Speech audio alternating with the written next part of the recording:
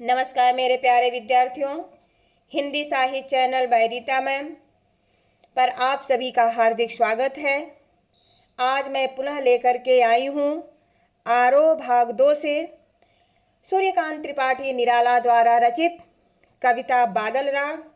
बादल राग में कवि जो हैं बादल को एक क्रांति के रूप में बताते हैं। तो आइए हम डायरेक्ट चलते हैं इस कविता पर।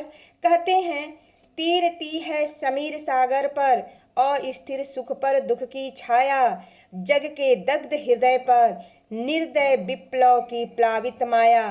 कहते हैं कि तीरती यानी कि तैरती है, समीर सागर, समीर सागर का अर्थ होता है वायु रूपी समुद्र पर, यानी कि जो हवा रूपी समुद्र है इस पर, अस्थिर जो क्षणिक है, चंचल है, सुख पर दुख की छाया, जग का अर्थ होता है संसार और दग्ध शब्द का अर्थ है दहता हुआ अर्थात जलता हुआ। ठीक है, आगे बढ़ते हैं। कहते हैं कि निर्दय, निर्दय का यह सबको पता है, निर्दयी जिसके पास दिल ना हो। विप्लव, विप्लव का अर्थ होता है विनाश। ठीक है, प्लावित, प्लावित शब्द का अर्थ है बाढ़ से ग्रस्त। रणतरी, युद्ध रूपी नौ का रूपक अलंकार यहाँ पर है। ठीक है, भरी आकांक्षाओं, आकांक्षाओं शब्द का अर्थ है इच्छा से, कामना से। घन, घन का अर्थ है बादल। भेरी, भेरी शब्द का अर्थ है नगाड़ा। और गर्जन यानी गर्जना करना। सजग यानी कि जागरूक हो जाना। सुप्त मतलब सोया हुआ। अंकुर, बीज से निकला हुआ नन्हा पौधा। उर शब्द का अर्थ है हृदय और ताकना शब्द का अर्थ है अपेक्षा से एकटक देखना। आइए बच्चों, इसका अर्थ हम जानते हैं।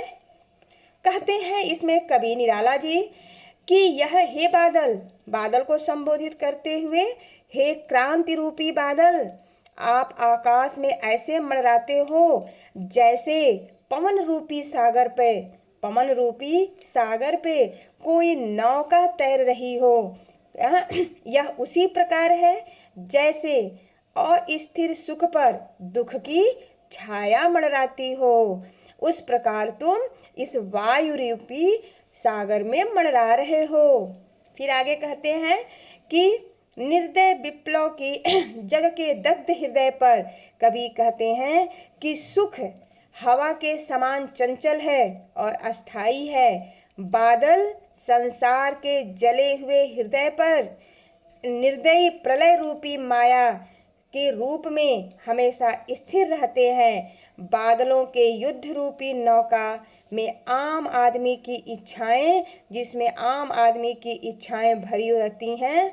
कवि कहते हैं, हे बादल, तेरी ये गर्जन, तेरी ये जो गर्जन है, रणतरी रणभेदी गर्जन, तुम्हारे हे बादल, तुम्हारे रणभेदी जो गर्जन है वह धरती के गर्भ में सोए हुए पृथ्वी के उर में, यानी कि पृथ्वी के हृदय में सोए हुए अंकुर, सुप्त मतलब सोए हुए अंकुर, अंकुर को यानी कि बीज को सजग कर देंगे, जगा देते हैं।